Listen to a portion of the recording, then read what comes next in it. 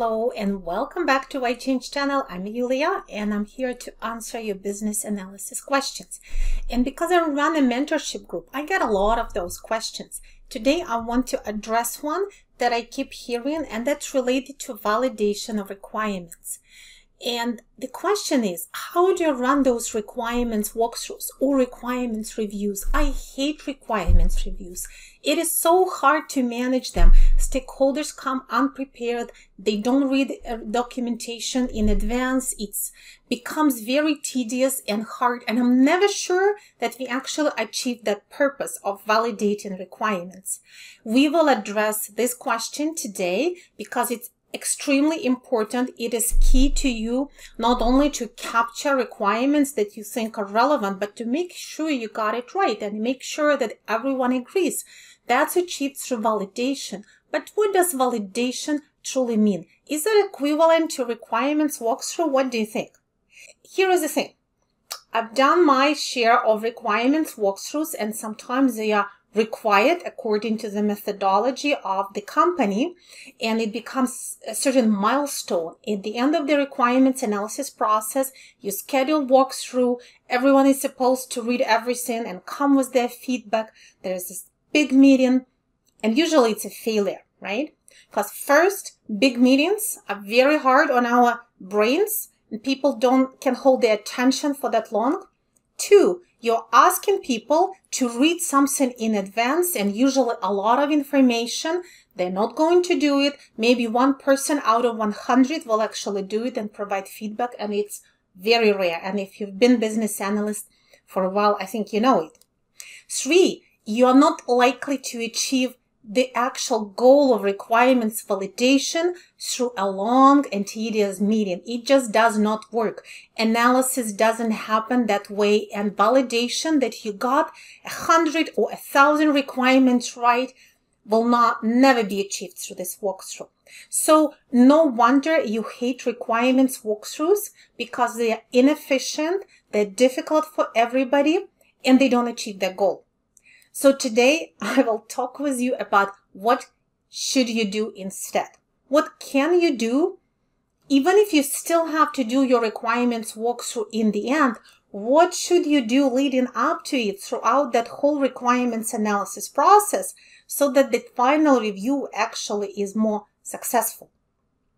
So the most important message of today is, if you want to be able to achieve shared understanding of requirements, that state of having the requirements validated, more or less, there will always be that delta, and there will always be mistakes and gaps that you need to address later. But say 90% validated.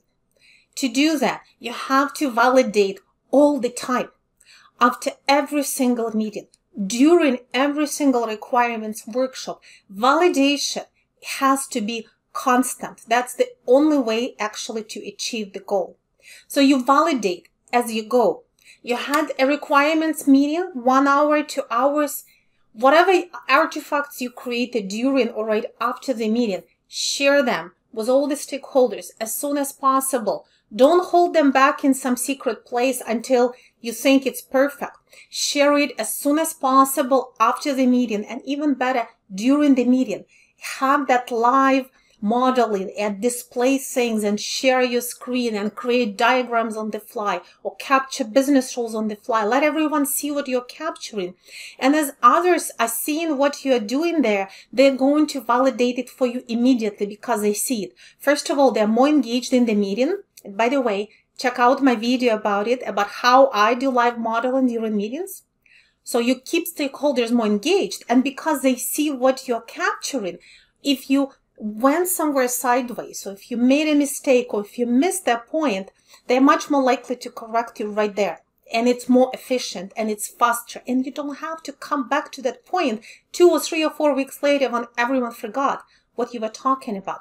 So share whatever you capture, documents, models, artifacts, matrices, share them during the meeting, right after the meeting, and invite everyone to provide feedback, to make corrections, to contribute right there, right away. Ask them to review everything before the next meeting. That is the best way to constantly validate your requirements, okay? The other thing is, whatever you're capturing, it all must be stored in a visible and shareable and accessible place. Whether you use SharePoint or any other means, or maybe Confluence, keep it there. Make it very easy to find. If someone didn't come to the meeting, maybe they're more likely to actually read through what you captured or look at your diagram than sit there and listen to that 2 hours recording or try to read through the transcript, right? So keep everything shared. Have a proper folder structure. Have nice names for your notes, for your diagrams, for your requirements documentation if you use that, or if you use a backlog, then epics and themes and the actual user stories with proper naming conventions, with tags that allow your stakeholders to easily find it. And that will help people who are interested in getting it right to see and actually offer you feedback right away, which means that they retain more in their memory and they're much more likely to point something out to you that you may want to get, okay? The other things, some analysts, especially in the last couple of years, with all this AI hype, started to rely more and more on AI transcription of doc meetings.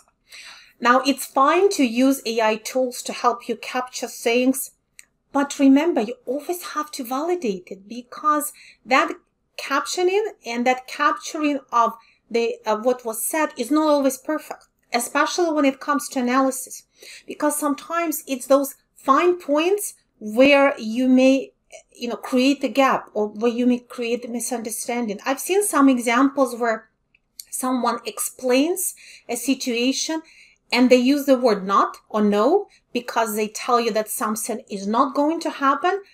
But sometimes, based on how they said, AI tools may not catch the no, and what they capture will be quite the opposite. So if you don't check it and validate it, you may end up with literally incorrect information just because of people not being perfect speakers. So use it if you must, definitely if you feel it's helping you, but again, validate it right away and extract main points out of it, because nobody wants to read a transcript of 1 hour meeting later. Nobody's going to validate that. People will validate, extract, and essential points if you give it to them, okay? Another thing you can and you should do is validate yourself what you captured after the meeting. Based on that, prepare for the next meeting. Maybe create new questions or draft new user stories that you'll want to validate, or add to this particular diagram, or start drafting another diagram, or think what information from this meeting today you can put in the scenario matrix you've started on the side, because you actually want to have a list of all potential business scenarios for whatever you're analyzing.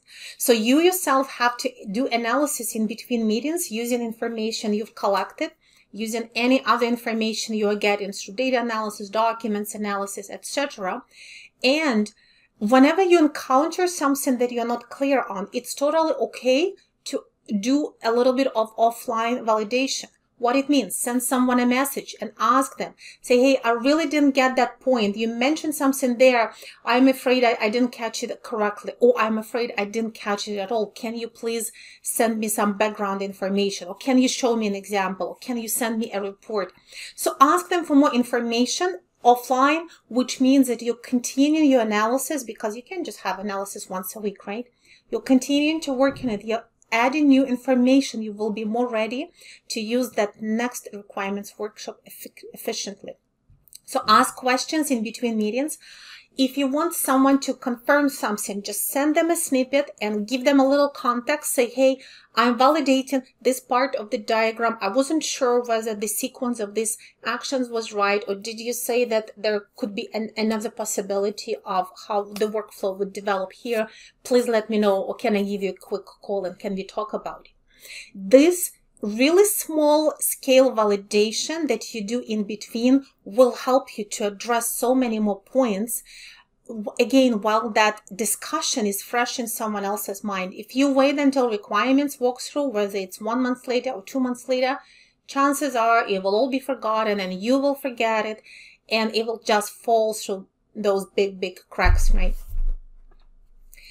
If you want to ask questions, try to help your stakeholders by giving them all the context and information.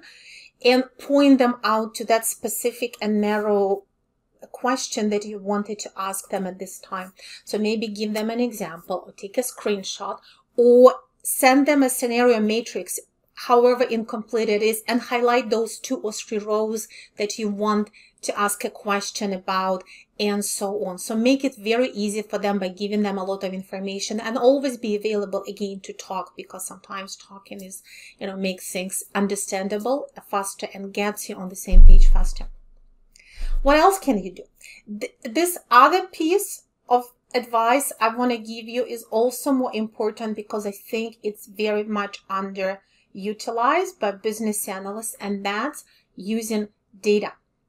And sometimes we are trained on how we need to interview stakeholders and ask them questions and, talk to them during requirements workshops. And it's all very important. I agree with it.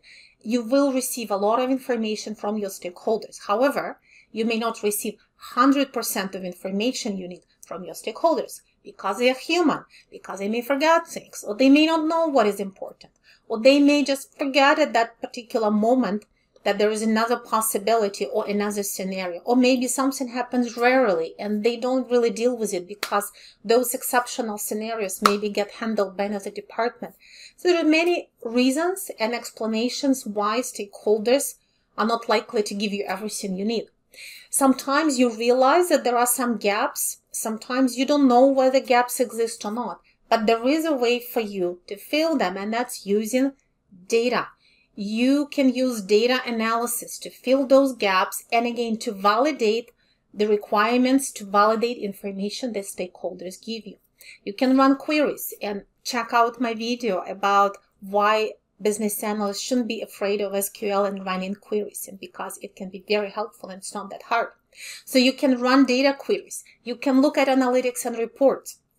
You can look into the actual system, and sometimes you can extract information from the system itself, from production system.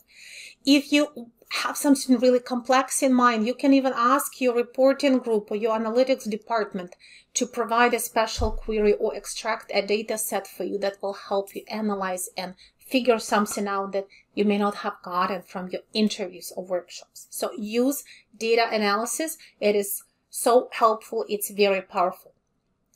So to conclude, okay, you have many ways of validating requirements as you go, without waiting for any final walkthroughs, without doing this big bang approach, because a big bang approach is really hard to apply. And most people will either not read what you ask them to read, or they'll glance over it, but they will not really be able to process so much information. Validate every week, after every meeting, during every meeting, in little chunks with different people. It is your job as a business analyst to orchestrate all of that communication, to orchestrate those activities and back and forth. And you are nurturing that package of requirements and all those artifacts, and every week you're going to clean it up and add more to it and clarify different pieces of it. And that's really the only way to get to a quality product, not a final big requirements walkthrough. Thank you so much for watching. I'll provide more resources in comments. If you would like to learn more about different tricks and tips of business analysis, join our mentorship circle. We meet weekly. We have several groups. I'll provide more information in the comments, including our program. If you have any other specific business analysis questions, send me a note, add a comment. I'm always happy to answer any, especially a challenging question. Happy analysis, and see you in the next video.